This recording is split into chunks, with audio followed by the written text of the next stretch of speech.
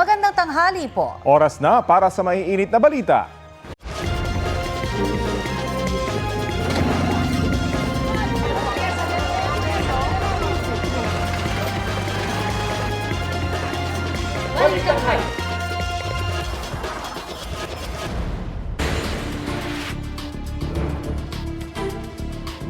Mainit na balita, inanunsyo na ng LTFRB ang taas pasahe sa mga pampublikong sasakyan. Sa gitna yan ng patuloy na pagtaas ng presyo ng mga produktong petrolyo habang nagpapatuloy ang gulo sa Middle East.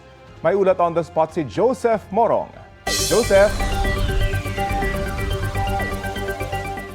Rafi, Connie, halos lahat nga ng sasakyang pampubliko ang magtataas ng kanilang mga pamasahe simula sa Huwebes. Yan ang inaprubahan ng Land Transportation Franchising and Regulatory Board dahil nga sa mataas na presyo ng produktong petrolyo, lalo na yung diesel, gawa nga ng krisis sa gitnang silangan. Narito, Rafi, Connie, yung mga magiging taas pasahe para sa mga sumusunod. Sa mga nag-jeep, yung mga ordinaryo o tradisyonal na jeep, ay piso yan para sa mga tradisyonal na jeep at bukod pa yan dun sa 20 centavos nila kada kilometro na idadagdag. Ang magiging minimum fare sa pamasahe sa jeep ay 14 pesos na para sa unang 4 na kilometro simula nga sa Huwebes. Yun naman mga nagmo-modern jeep, mas mataas, 2 pesos ang idadagdag plus 20 centavos na kada kilometrong biyahe. Kaya bale magiging 17 pesos na yung magiging bagong minimum rate simula sa Huwebes ulit. Sa mga nagbabas naman, ito yung mga city bus sa Metro Manila, ordinary, madadagdagan ng 2 pesos yung minimum at 20 centavos kada kilometro. Yung mga nag-aircon na bus, 3 piso sa minimum at 33 centavos kada kilometro. Nauna nang inaprobahan at inanunsyo ng LTFRB yung taas pasahe sa mga provincial bus. Yung mga ordinary naman na bus ay may pisong dagdag at 30 centavos kada kilometro na dagdag. Sa ibang mga klase ng mga provincial bus per kilometer, yung magiging dagdag na singil nila, 35 hanggang 45 centavos yan. Kaya halimbawa, yung ordinary bus mula Maynila hanggang Baguio na ngayon ay 469 pesos lamang, magiging 542 pesos na yan. Ang malaki ay yung sa airport taxi na magtataas ng 40 pesos sa unang 5 kilometro. Sa mga TNVS naman, yung mga hilig mag-taxi dyan, no? TNVS o Transport Network Vehicle Service, dagdag 20 pesos yan at meron na rin na sisingilin na 15 pesos na pick-up rate. Yung sa mga P2P buses naman, 50% ng kasalukuyang pamasahe na sa kanilang mga ruta ang itataas. Ayon kay Assistant Secretary Mendoza, ang wala na lamang na mga fare hike ay yung mga motorcycle taxi, UV Express at mga regular na taxi pero hindi yan ligtas sa taas pasahe dahil nakabinbin na rin sa LTFRB yung kanilang mga petisyon para makapagdagdag singil sila sa kanilang mga pamasahe. Dagdag pa ni Mendoza, umaasa sila na kahit papano ay makatutulong sa mga tsuper at operator ang dagdag singil sa pamasahe na ipapataw nila sa Huwebes. Narito ang pahayag ni LTFRB Chairman, Assistant Secretary Vigor Mendoza. Sinasabi natin 300 pasero sa isang araw. Okay. So kung nabigyan natin ng 2 piso na, we made it permanent at 600 already. Okay. Tapos meron kang 20 centavos succeeding. Okay. So kung pag lumampas ng 10 kilometro yan, halos sa dagdag 1 piso yun, di ba? Okay. So halos 3 piso na. Opo. So multiplied by 300, that's around 900 something already. So ibig sabihin, it's not a small money.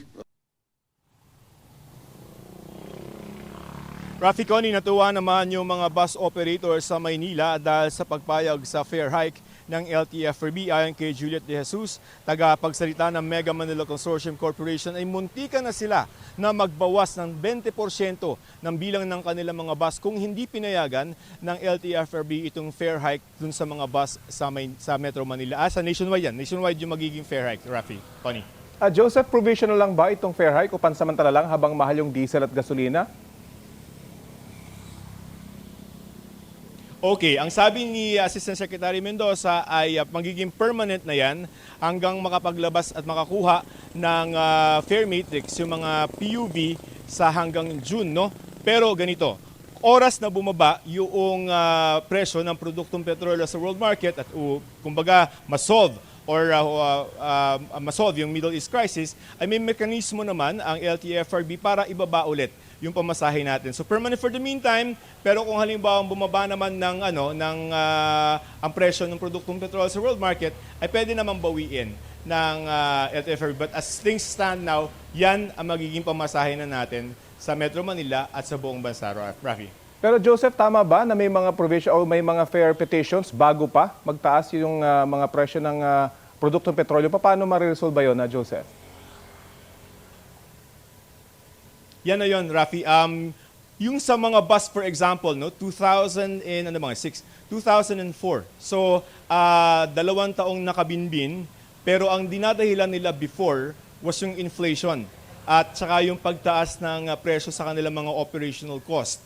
Kaya lang, nagkaroon tayo ng problema sa Middle East, so nakadagdag sa problema ng mga operator halimbawa ng mga bus. At ngayon ang nakitang pagkakataon ng LTFRB na payagan yung mga fair petition na yan kasi patong-patong na yung nagiging dagdag gastos ng mga PUV, operational cost, inflation, plus yung ito nga sa produktong petrolyo. So ngayon pinagbigyan, pero tama ka, yung ibang mga petitions na pending na even before pumutok itong krisis sa gitnang silangan, Rafi. At Joseph, ano naman yung reaction ng LTFRB sa ikinasang transport strike ng piston? Okay lang, basta daw wag magulo at maging marahas. At kung halimbawa natingin nila ay kulang pa, halimbawa itong grupong Manibela, no, nakausap natin itong si Marvel Buena, ay nakukulangan sila doon sa piso hanggang 2 na dagdag sa singil sa pamasahe. At tungkol naman sa piston ay kung halimbawa ayon sa LTFRB, nakukulangan pa rin sila doon sa piso na dagdag pamasahe, ay mag-file lang ng petisyon. Sa katunayan, yung mga bus companies, no, tulad nitong sila Juliet, okay sila ngayon yan, pero kung halimbawa ay madagdagan na yung problema nila dito sa Middle East na sobrang tumaas, ay hihingi daw ulit sila. So hindi naman pinagbabawalan ng LTFRB yung mga kilos protesta at kung kulang daw ay magpetisyon officially sa LTFRB para humingi ng dagdag pasahe. Pero yan muna ang itataas nila sa pansamantala starting Huwebes. Ayun na nga, Joseph, alam naman natin hindi pa tapos yung gulo sa Middle East. At posible pang tumaas yung presyo ng produktong petrolyo. So, pwede pang asahan na may mga magpetisyon pa ng dagdag pasahe? Hindi din i-discount ng LTFRB na posible na pag lumala pa itong krisis sa Middle East, pwede, pero kailangan din balansehin. So, ibig sabihin, may binigay na ganito na fair increase, makakatulong na yan kahit papaano para ma-offset yung dagdag na gastos ng mga drivers dun sa gasolina nila or diesel. Pero meron din naman na iba pang ayuda. Merong mga fuel subsidy. So kung halimbawa hindi pa enough yung mga fuel subsidy, then pag-usapan kung talagang kailangan ulit itaas yung pamasahe. Kasi ang kailangan mo naman balansehin, Rafi, alam naman natin kapag pamasahe, ay hindi lang naman pamasahe ng tao yan. Pamasahe rin yan ng mga inaangkat na mga goods. So may issue rin sa pagtaas ng inflation kung sakasakali. So but again, I think we will cross the bridge when we get there kung halimbawa ay lumala pa itong krisis sa gitnang silangan, Rafi. Ayun na nga, at ang susunod na usapin naman dito, inflation. Maraming salamat sa iyo, Joseph Morong.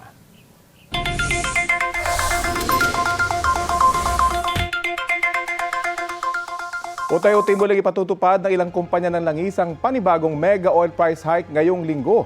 Base sa anunsyo ng Department of Energy, nasa mahigit 20 pesos hanggang halos 24 pesos ang kabuuang taas presyo ng kada litro ng diesel ngayong linggo. Halos 13 pesos hanggang mahigit 16 pesos naman ang kabuuang taas presyo sa gasolina, habang halos 7 pesos hanggang halos 9 pesos ang kabuuang dagdag sa kada litro ng kerosene. Sa ngayon, tinatayang mahigit 91 pesos hanggang mahigit 114 pesos na ang kada litro ng diesel sa NCR. Mahigit 76 hanggang mahigit 98 pesos naman ang gasolina at halos 92 hanggang mahigit 143 pesos ang kerosene. Lusot na sa Kamara ang panukalang bigyan ng pansamantalang emergency powers ang Pangulo na suspindihin o bawasan ang fuel excise tax. Layunin po nitong maibsan ang epekto ng mega oil price hike bunsod ng gulo sa Middle East. 248 ang pumabor, 3 ang tumutol at walang nag-abstain sa House Bill 8418.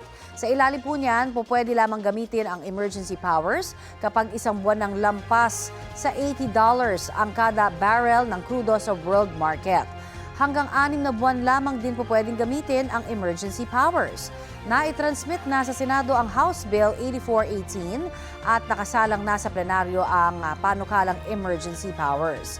Sabi ni Senate President Tito Soto, pinag-aaralan po i-adapt ng Senado ang bersyon ng Kamara para hindi na magkaroon ng bicameral conference committee. Kailangan parehong aprobado sa Senado at Kamara ang panukalang bigyan ng emergency powers ang Pangulo bago ito maging ganap na batas.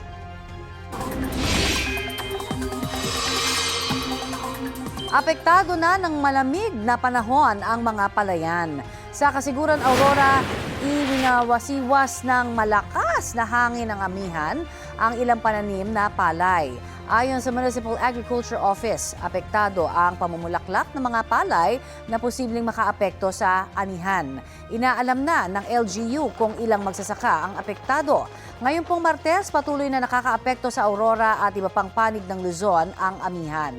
Naitala ang 9.8 degrees Celsius na minimum temperature sa La Trinidad, Benguet.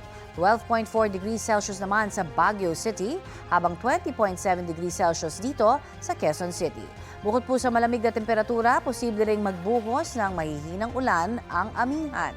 Base sa rainfall forecast ng Metro Weather, may light to moderate rain sa mga susunod na oras sa ilang bahagi ng Cagayan Valley Region, Cordillera, Central Luzon, Quezon Province, Mindoro, Eastern Visayas, Cebu, Northern Mindanao at Davao Region. May tsansa rin po ng ulan sa ilang panig ng Metro Manila. Ayon sa Pag-asa, posible muli ang mga local thunderstorms sa Visayas at Mindanao. Huli cam sa Antipolo Rizal, 2 beses ninakawan ng isang kainan. Pati ang tip box nito, pinuntirya. Balita hatid ni EJ Gomez. Umakyat sa bakod ng isang kainan sa Barangay de la Paz, Antipolo City ang isang lalaki madaling araw nitong Sabado. Naglakad siya sa may counter, hinawakan ng tip box at kinapas sa ilalim. Nang hindi niya ito nakuha, yumuko siya sa may gilid at tinangay ang isang speaker. Umakyat muli siya ng bakod. Sa katumakas, bitbit ang ninakaw na item. Ayon kay Ana, may-ari ng tindahan, kasasara lang nila ng looban ang kanilang tindahan. Alas 2 po ang sarado namin, tapos nangyari siya 2:18. May tao pa sa loob, gising pa yung mga tao, tapos inakyat niya na kami dito. Umaga na raw nang malaman nilang nawawala na ang kanilang speaker na pinapatugtog daw nila sa tuwing magbubukas ng kainan. Nung nakita ko yung mukha, nung sumunod na araw, doon ko siya na-realize. After ko mag-deliver that night, nakita ko siya doon sa kanto bago ko mag-park ng motor. So, doon ko na-realize na, okay siya yun. Nag-iintay lang siya na magsara kami bago niya kami akyatin. 2 araw makalipas, tanghali nitong Lunes, pinasok muli ang kanilang kainan ng isa namang batang lalaki. Sa bakod din siya umakyat. Hinawakan niya ang tip box, sumampa siya sa upuan at pilit na tinatanggal ang tip box na nakascrew hanggang sa mabaklas niya. Sa katumakas ang batang lalaki. Siguro mga nasa 7 pa yata yung bata na yun. At tingin ko kasama rin nung unang umakyat sa amin. Kasi yung tip box na yun din yung unang kinukuha nung unang magnanakaw na hindi niya nakuha kasi nakascrew. Ayon sa barangay, posibleng dayo at magkakilala ang lalaki at ang bata. Parang hindi po taga rito. First time ko po nakita yon. First time din pong makita ng aming mga tanod. Patuloy ang pagtugis ng mga otoridad sa dalawa. Doon sa mga nagnakaw dito sa Silawis, kung sa sino man kayo, mas magandang sumuko na lang kayo sa kapulisan. Nandito naman din po ang barangay at sa magulang na rin po ng minor de edad. Nandito po ang Barangay de la Paz para po kayo ay mabigyan ng counseling, lalo na po yung bata. EJ Gomez, nagbabalita para sa GMA Integrated News. Ito ang GMA Regional TV News. Nagsalpukan ang 2 motorsiklo sa San Nicolas, Ilocos Norte. Base po sa investigasyon, nag-overtake sa kabilang linya ang isang motorsiklo habang bumangga ito sa kasalubong na motor. Dead on the spot ang 34 anyos na rider na nag-overtake. Sugatan naman ang kanyang angkas pati ang 2 sakay ng nakasalpukang motor. Dinala sila sa ospital. Ayon sa pulisya, walang suot na helmet ang nasawing rider at kanyang angkas. Wala namang pahayag ang mga sugatan sa insidente. Umabot sa Agoo, La Union ang paghabol at pag-aresto sa isang SUV driver na nakabangga sa bawang na 3 bayan ang layo. Sa kuha po ng cellphone video sa Agoo, kita ang pag-corner ng police mobile sa SUV na sinasakyan ng suspect.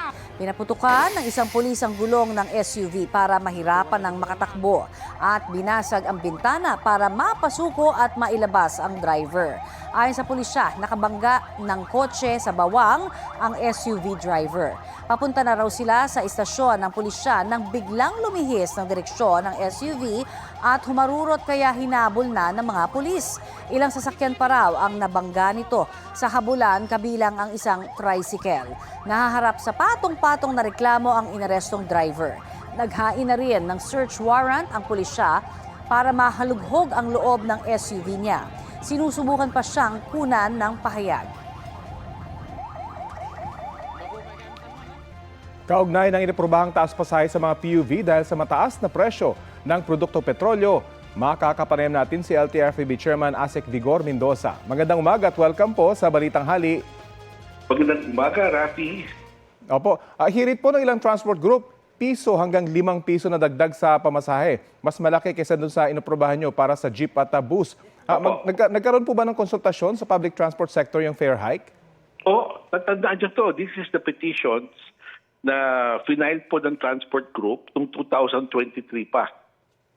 Hindi ito yung mga bagong na-file pa lang. No? So, ang konsiderasyon po natin, yung mga presyo at that time, kinonsiderin po natin yung presyo ngayon, pero siyempre, linggo-linggo, nag-a-adjust tayo, di ba, ng presyo, no?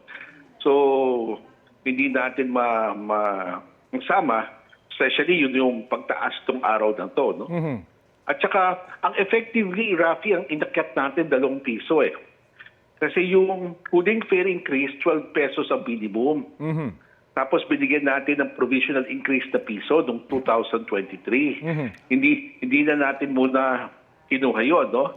So ang ginawa po natin yun, we made it permanent, yung provisional na yun. So yung 12 pesos, ginawa na natin permanent 14 pesos. Okay. So sa ngayon po ba may nakabinbin pang fare petition, may fare hike petition? Dahil ito nga, ang naging basehan nyo dati, yung luma pang petition eh. Meron ho bang nakabinbin pa ngayon? 3 po ang nakabinbin po ngayon, no? Yung kay dun sa taxi, regular taxi, yung UV Express, at yung motorcycle taxi. At kailan po ito madidesisyonan? Nako, depende pa kasi we would have to notify yung yung commuters group, depende po kung anong magiging position nila, kung hihingi pa ba sila ng oras para mag-file ng kanilang position paper. Then magkukonsulta pa tayo nationwide, no? So it will take some time, no? Hindi yung agad-agad mangyayari po to. At epektibo na po itong fare hike na inaprobahan nyo sa Huwebes. May bagong taripa man o wala? Required pa rin ba na may copy sila ng bagong taripa? Meron naman tayong ilalabas ng fare guide para sa kanila, no? Para ma-reflect kung magkano dapat yung pamasahe per kilometer, no? So, lalabas naman po yun this afternoon. So, by Thursday, kasi ma-publish na namin itong mga orders na to. So, by Thursday, pwede na ho implement. Tsaka, Rafi, despite the fact that luma na itong mga petition na to, we still considered a fuel pump price of around 75 pesos per liter. Okay. So kumbaga naka-incorporate na rito itong mga bagong issue ngayon dito sa inaprobahan yung permanenteng fare increase? Opo. Kasi that was the price of fuel last week, no, mga 75 to 80 pesos per liter. So pinasok na po natin yan. Kinonsider na po rin natin yan. Anong parusa po at babala nyo sa mga ngayon pa lang ay magtataas na ng singil sa pamasahe? Ano po? I'm sorry? Kung may mga magtataas na po ng pamasahe ngayon, kasi sa Huwebes pa effective ito, hindi ho ba? Ano pong babala po ninyo o parusa? Hintayin na po nila yung Huwebes para di daw sila magkaproblema because pag ngayon in-implement po nila, hindi na hintayin yung Huwebes, pwede pa sila ma-penalize yan. At dahil hindi pa nga po tapos yung gulo no, sa Middle East, posible ba masundan pa yung fare hike? May mga naghahabol pa ba ng fare hike petition sa inyo? Depende pa ho kung anong mapafile po sa amin. Kami naman po, we are a quasi-judicial body. So kung ano po ang final sa aming aplikasyon, yun po hihilingan natin. No? At nabanggit niyo po kanina, kailangan niyo pa ng konsultasyon. Ba't hindi po naisama yung fare hike sa motorcycle, taxi at UV Express? Ba't hindi po naisabay dito sa inyong Kasi inaprubahan? last week lang po ni final eh. Kaya meron pa kaming issue notice of hearing, tapos ipapublish pa ho yun, no, para to notify everybody na may gustong mag-file the position paper. So ganun po, may proseso po tayo pagdadaanan pa niyan. Okay. Last week lang ho nagsimula eh. Ano pong direktiba ng LTFRB sa transport groups na magkikilos protesta gaya ng piston sa March 19? Alam nyo, marami na ho nating problema. We understand, no? Kita nyo naman ang gobyerno, talagang lahat ng pwedeng gawin, no? Ang ahensya ng gobyerno gumagalaw, DSWD, DICT, DOTR, ang presidente natin is on top of the situation. Hindi narinig ang kinaing ng ating transport sector, no? We are doing all we can upon the instructions of the president to bring down to the transport drivers na mismo, no, yung benepisyo o ayuda o subsidiya na pwede natin gawin. May mga ilang transport groups po na nagbabalak na magbawas ng kanilang mga biyahe kapag talagang tumaas pa itong presyo ng langis. Anong reaksyon ng LTFRB dyan? Alam nyo, is that the best thing to do, magbawas ng sasakyan? O mag-file po sila sa amin ng karapat-dapat na petisyon? Diba? Alam mo, mabilis natin in-action na naman to. No? I just came in barely 5 months ago. Ito mga nakabinbin na mga ilang taon na-action na naman natin kaagad, no? Compared to before. So, umasa sila, no, na meron mga prosesong pwedeng pagdaanan para magkaroon ng solusyon ng kanilang problema. Pero kung hindi sila tatakbo, abandonment of route po yan, no? Ang ating mananakay naman ang maapektuhan. Huwag naman sana nila gawin yun. Okay, abangan po natin kung may mga dagdag pa na fair hike petition sa inyo pong opisina. Maraming salamat po sa oras na ibinahagi nyo sa Balitang Hali. Salamat din po. Thank you. Si LTFRB Chairman Asik Vigor Mendoza.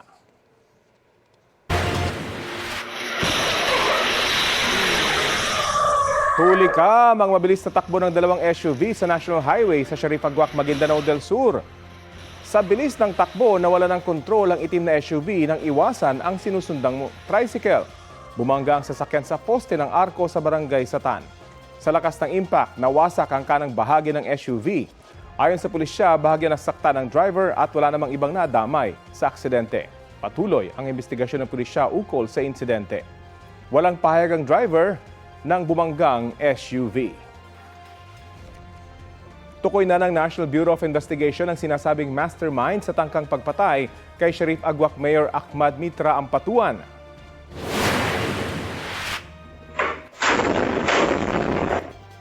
Matatandaan na inatake gamit ang isang rocket-propelled grenade o RPG si Ampatuan habang sakay ng van sa barangay Poblasyon sa Maguindanao del Sur noong Enero. Ayon sa NBI, natukoy ang mastermind matapos ituro ng suspect na nagsilbi umanong lookout sa krimen. Sumuko siya dahil sa pangamba sa kanyang buhay. Tiniyak naman ng NBI na ligtas ang lookout sa kanilang kustodiya. He will be under the protective care of the Bureau until check din namin if he will qualify as a witness sa WPP. So we'll coordinate with the WPP. May intel kami na yung iba may patong na sa ulo. So natatakot sila para sa kanilang buhay, at the same time sa kanilang pamilya. So nag-decide sila na lumapit sa NBI farm. Sa iba pang balita, iginiit ng kampo ni Vice President Sara Duterte na nilabag ang due process at walang basihan ng ilang aligasyon kaya dapat nilang ibasura ang impeachment complaints laban sa kanya. May 3 araw ang mga complainant para sumagot. Balitang hatid ni Jonathan Andal. Sa araw mismo ng deadline, isinumite sa House Committee on Justice ang sagot ni Vice President Sara Duterte sa impeachment complaint laban sa kanya ayon sa kanyang abogado. Sa tugon ng bise, iginit niyang dapat ibasura ang reklamo. Ni-recycle lang nila ang mga akusasyon sa impeachment complaint noong 19th Congress. Nilabag nila ang due process at double standard ang ipinatupad sa impeachment complaints laban sa bise at laban kay Pangulong Bongbong Marcos.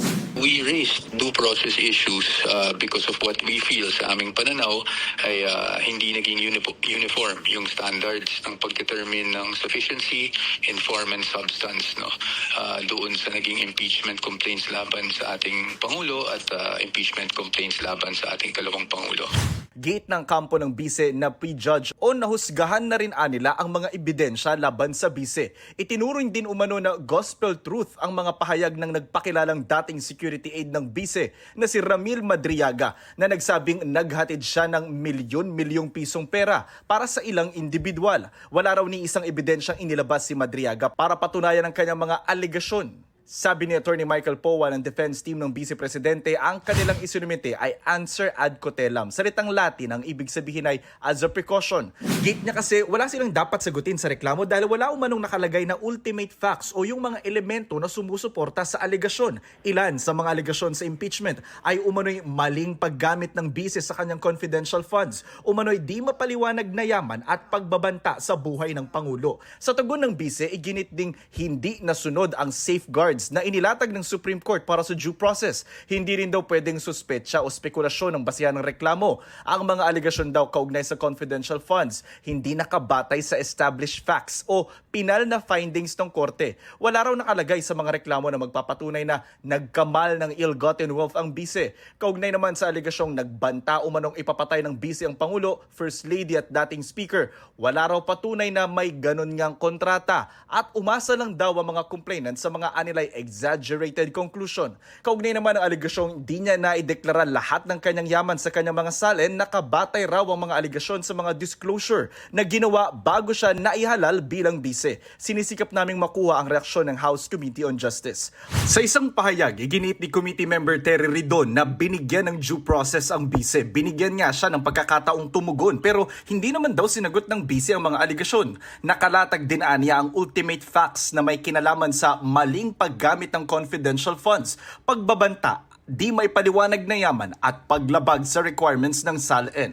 Tinanong si Duterte tungkol sa pagpasabina sa House Committee on Justice sa financial records niya at ng kanyang asawa.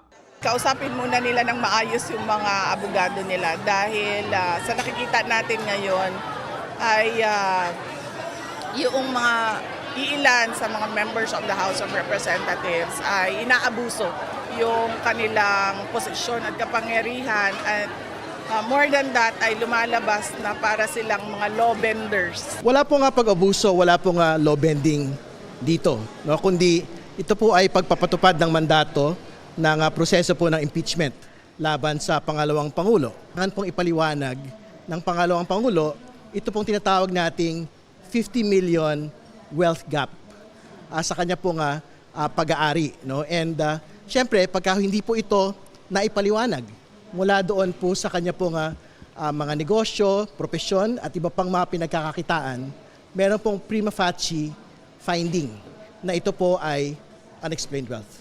Jonathan Nandal, nagbabalita para sa GMA Integrated News. Ito ang GMA Regional TV News. Patay ang isang lalaking 19 anyos nang masunog ang isang nakaparadang truck sa Zaraga, Iloilo. Kwento ng truck driver na nang makita niya ang apoy, ginising niya ang dalawa pa nilang kasamahan na natutulog noon sa likurang bahagi ng truck. Hindi raw nila alam na natutulog naman sa front seat ang biktima. Ayon sa Bureau of Fire Protection, bago ang insidente, inutusan ng truck driver ang lalaki na bumili ng sigarilyo. Kabilang ngayon sa mga tinitingnan posibleng sanhi ng apoy ang nakasinding sigarilyo. Inaalam din kung may foul play o sinadya ang nangyari. Isinailalim sa autopsy ang bangkay ng biktima.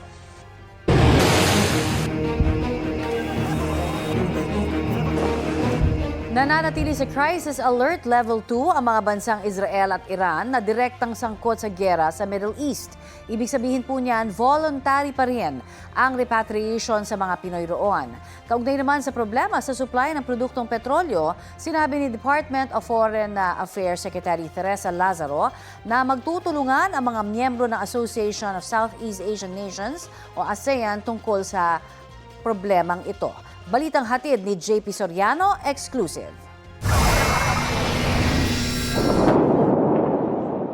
Sa gitna na nagpapatuloy na digmaan ng Iran, Israel at Amerika sa Middle East, na nagpapasipa sa record high na presyo ng produktong petrolyo sa Pilipinas, Sa aking one-on-one interview, kinumpirma ni Foreign Affairs Secretary Teresa Lazaro na magtutulungan ngayon ang mga bansang kabilang sa Association of Southeast Asian Nations o ASEAN sa supply ng produktong petrolyo na bahagi ng energy sharing mechanism. Can you tell us more about that, Deputy Secretary? How will that exactly support yung oil and gas demands ng mga members states? May mekanismo na whereby pag bumaba ng 10% yung stockpile ng isang bayan sa ASEAN, any ASEAN member state, then magti-trigger yung emergency measures.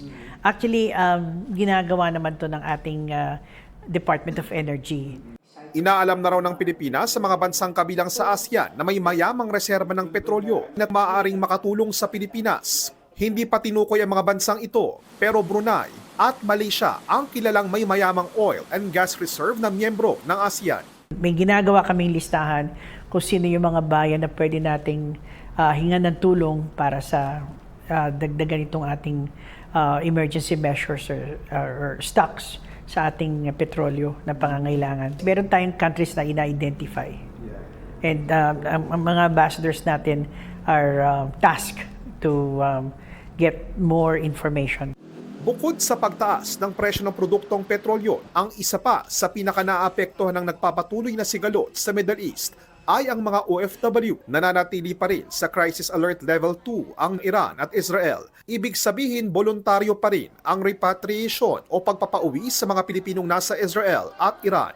Iba ng kaisipan namin ngayon kung saan ang mga pwede silang lumabas, ang mga ruta na tinatawag, kagaya ng Iran. Meron tayong 800 Pilipino doon. Karamihan sa kanila married sa mga Iranians. Ang labas nila is to Turkey. So, meron ding mga ganyan mga ruta na iniisip ng ating mga foreign service posts para hindi sila to take care of their safety. Sa aming panayam, saglit kaming lumihis sa isyu ng China at West Philippine Sea. Ito ay matapos i-publish ng Chinese Embassy sa Pilipinas ang isa umanong sulat mula sa isang Filipino diplomat noong 1990s kung saan isinaad daw ng naturang Pilipinong opisyal noon na hindi saklaw ng sovereignty rights ng Pilipinas ang Scarborough Shoal. Tugon dito ni Lazaro. I will totally reject that. Sino naman yung diplomat na yan to say that it's issues such as this, umaakit yan hanggang sa taas, hanggang sa Pangulo yan. So a diplomat cannot just make a statement like that. And just to reiterate, para lang sa kaalaman ng nanonood, ang Scarborough Shoal ay atin. It's part of territory. It's part of our territory. Exactly. And we have our sovereign rights over there. Yun naman nailagay na yan sa arbitral na nasabi niya sa Arbitral Award of 2016. Sa kabila nito, umaasa siyang magpapatuloy ang mga mekanismo para mapag-usapan ng Pilipinas at China ang mga issue sa West Philippine Sea. Kabilang na raw dito ang Bilateral Consultation Mechanism o BCM na inaasahang magaganap sa Beijing, China. JP Soriano, nagbabalita para sa GMA Integrated News. Umarangkada na ang pamimigay ng ayuda para sa mga tricycle drivers sa Metro Manila. May ulat on the spot si Ivan Mayrina. Ivan? Rafi, pagsikat pa lang ng araw kanina ay pumila na ang daang-daang mga tricycle driver ng San Juan City kung saan naganap ang unang bugso ng distribusyon ng 5,000 pesos na emergency cash assistance mula sa DSWD. Kasabay ito ng 2 sunod na linggo ng nakalulunang pagtaas sa mga produktong petrolyo. Kaya naman lahat ng mga tsuper na aming nakausap, malaking pasasalamat dahil malaking bagay raw ito para maitawid ang kanilang mga pangangailangan, lalo pa malaki ang nabawas sa kanilang kinikita dahil sa taas presyo sa petrolyo. Present sa pamigay ng ayuda, sina Transportation Secretary Giovanni Lopez at DSWD Secretary Rex Gatchalian. Ang Gatchalian, target nilang matapos ang tricycle drivers ng LCR ngayong linggo ito. At sa susunod na 2 linggo, bago ang Holy Week, ay tatapusin ang lahat ng nasa sektor, mga jeepney driver, bus driver, TNVS, at maging mga motorcycle, taxi at delivery rider. Pagkatapos naman ng Holy Week, magsisimula na rin ang pamamahagi ng ayuda sa mga probinsya sa buong bansa. Sa DSWD pala galing ang pondo para sa ayudang ito. Dagdag pa riyan, may 2.5 billion pesos pang fuel subsidy para pa rin sa transportation sector mula naman sa Transportation Department sa pangunguna ng LTFRB. Matapos simula ng distribution sa San Juan, nagtungo naman sa Santa Mesa sa Maynila sina Lopez at Gatchalian para samahan si Pangulong Bongbong Marcos na personal na dinaluhan ang pagsisimula ng payout doon. Pagtitiyak ng Pangulo simula pa lang ito at siniguro din niyang tinututukan ng gobyerno ang sitwasyon sa Middle East at patuloy na gagawa ng mga hakbang para tiyaking makakapaghanap buhay ang ating mga kababayan. Daon na rito nag-anunsyo ang Pangulo na may matatanggap din ayuda ang mga magsasaka at mangingisda at may mga libreng sakay din ang gobyerno. Lahat ng yan, layong maibsan ng dagok nitong pataas na presyo ng mga produktong petrolyo. Rafi. Maraming salamat, Ivan Mayrina. Dahil po sa patuloy na taas presyo sa mga produktong petrolyo, nangangamba ang mga trucker na posibleng magtaas singil na rin sila sa kanilang serbisyo. Makakapanayan po natin si Confederation of Truckers Association of the Philippines, Inc., President Maria Zapata. Magandang umaga at welcome po sa Balitang Hali, ma'am. Miss Connie, magandang umaga. Opo. Sa inyo, lahat ng taga-subaybay. Eto nga ho, makikibalita ho kami kung gaano katindi yung effect ng patuloy po na taas presyo sa mga produktong petrolyo sa inyo pong hanay. Nako, Miss Connie, napakalaki nito dahil yung 50% ng aming operation cost ay diesel. So, ngayon na halos more than 100 peso na ngayon at compared before na 60, talagang almost double na presyo. So, mapipilitan kaming humingi ng consideration sa aming mga kliyente para ma-recover namin yung cost of fuel. Oho. At ano ho ang nagiging sistema ninyo doon po sa mga pinagde-deliveran niyo po ng mga produkto? Well, yun nga. Alam mo, itong incidenting ito, mabuti rin naman para sa amin. Hindi kami nahihirapang magpaliwanag sa aming mga kliyente because this is widely expressed sa news, domestic at international, kaya naiintindihan nila yung sitwasyon.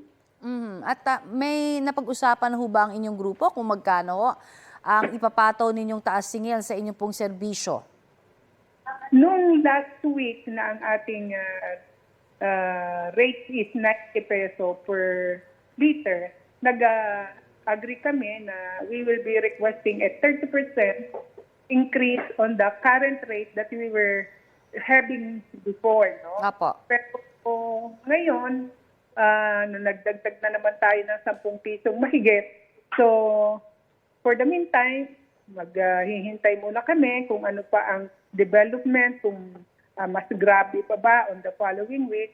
And then siguro, magsisit down ulit kami sa mga grupo namin para mapag-usapan kung what would be the best approach sa mga kliyente. I see. At ano ho yung mga produkto ba na direkta hong apektado nito po? Alam mo, Miss Connie, nakakatakot nga ito dahil kung madidelay ang arrival ng lahat ng kargamento, nakakatakot dito yung food, yung pagkain. Sa mga bata, siyempre, nandun yung pandede. Yun namang medicine para sa mga senior citizen na kagaya namin na may mga maintenance na. So, tapos yung raw mat sa mga pabrika. Pag yan yung mga na-delay at nagkaroon ng pagbagal ng dating, so maapektuhan ang production sa planta. So it will cause an artificial displacement again ng mga tao at ng mga trabahador. Napakaraming magiging komplikasyon nito kung hindi magkakatulong-tulong ang gobyerno at saka ang private sector.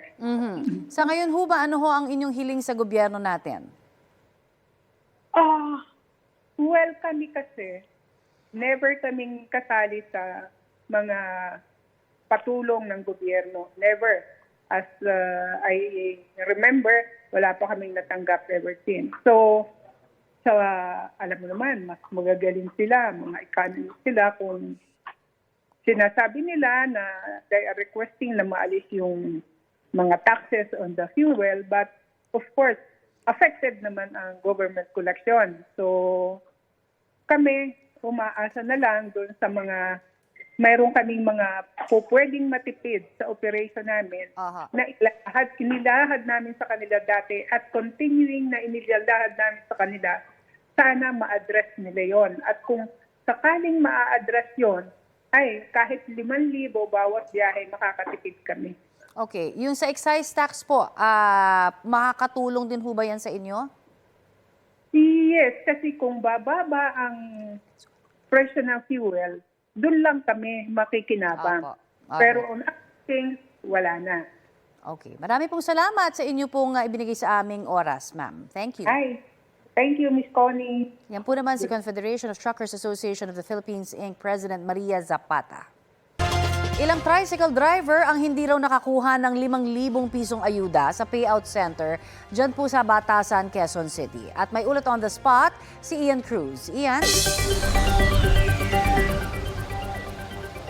Yes, Connie, hanggang sa mga sandaling ito ay nagpapatuloy pa rin ng payout dito sa Batasan, Quezon City. Pero Connie, sa mga ng loob yung naramdaman ng nasa 200 mga miyembro ng Batasan Toda sapagkat sa una raw ay ang pagkakaalam nila ay kasama sila doon sa listahan pero pagpasok na nila dito sa SB Park ay doon na lamang nila nalaman na hindi pala sila makatatanggap ng ayuda ngayong araw. At labis ang panghinayang ni Gilbert Golondrina, 12 years na driver dito sa Batasan Toda at mga kasamang sina Jomar Gaspar at Ricardo Manakelod. Ang alam daw kasi nila kasama sila sa unang listahan pero nung sumapit nga sa verification section, doon na nila nalaman na hindi sila kasama sa mapibigyan. Kaya apila nila sana maayos ang kanilang problema at makakuha rin ng 5,000 pisong ayuda. Ayon kay Jenny Pesico, presidente ng Batoda, nasa 2,300 lahat aktibong miyembro nila na isinumite para sa ayuda pero paglabas daw ng listahan, 1,518 lamang ang kwalipikado. Ayon sa team leader ng DSWD, wala pang maaaring magpa-interview sa kanila pero pinacheck na kung nahalo ba ang pangalan ng ibang tricycle driver sa ibang distrito ng Quezon City. Samantala, Connie, umaabot naman sa kalahating oras hanggang sa kulang isang oras ang mahabang pila ng mga tricycle driver sa labas ng SB Park. Matapos ang pila sa labas, sasalang naman sila sa verification, adjustment ng data kung may kailangan at saka pa lamang yung payout. Isa nga ang lady rider na si Ana Fe Peralta sa nakakuha ng 5,000 pesos. Malaking bagay daw ito sa kanilang gastusin ngayong mahal ang petrolyo pero hindi rin daw tatagal ang ayuda dahil kada araw nasa 400 pesos ang ipinakarga nilang gasolina. Anya 6 a.m. siya pumila at pasado alas 7 ng umaga ay nasa loob na ng SB Park pero sa verification may mga kailangan daw ayusin na detalye kaya sa kabuuan ay tumagal daw siya ng 2 oras at bago nakuha ang ayuda. Connie, kaninang bago mag alas 11 ay umalis na dito sa SB Park ng Batasan yung nasa 200 nga na mga hindi nakakuha ng ayuda. Ang ipinaliwanag naman sa kanila ng mga taga Quezon City local government at kinatawan ng DSWD ay iaayos yung data nila. Karamihan dyan, Connie, ang sinasabi sa atin ng presidente ng Batoda ay hindi maayos yung birthday na naka-entry doon sa kanilang pangalan kaya hindi sila naisama doon sa master list na mabibigyan ng ayuda ngayong araw. Pero ang sinabi nga doon sa mga 200 mga tricycle drivers ay pwede silang bumalik sa Huwebes kapag naayos na ay bibigyan sila ng ayuda at tinyak naman ni ASEC Irene Dumlao ng DSWD na ang bilin talaga ng Pangulo ay walang maiiwan dito sa lahat ng mga tricycle drivers na nag-a-apply na makakuha ng ayuda. Yan muna ang latest mula rito sa Batasan. Balik sa iyo, Paul. Maraming salamat, Ian Cruz.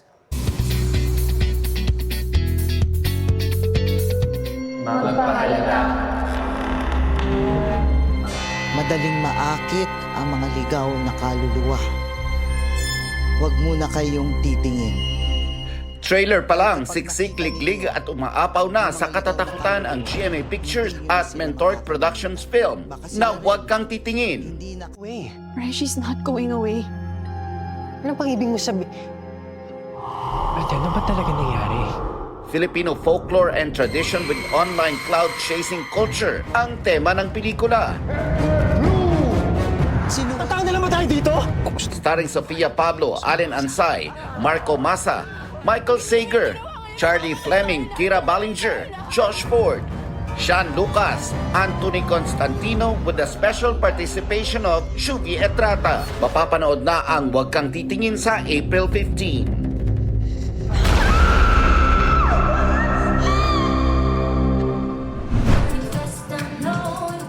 Alam mini concert naman ang media conference ng New West Kapuso Afternoon Prime Series na Born to Shine. Ang cast may kanya-kanyang performances on stage. Aking liwanag sa puso'y nagniningning, papalutan ng ilaw ang buong daigdig. Ang bidang si Stephanie na gumaganap as Jenny Sikat, kinanta ang original theme song ng serye. Mapapanood din sa musical drama series ng P-pop groups na Nixie at Yumi. Kumanta rin ng original song si Michael Sager.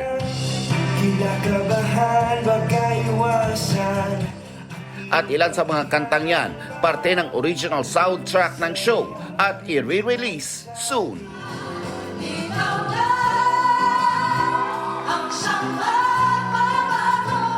Nostalgia naman ang hatid ng OG divas ng 80s at 90s na sina Tina Paner, Manilyn Reynes, Rosel Nava at Mina Morales na inawit ang kani-kanilang OPM hits.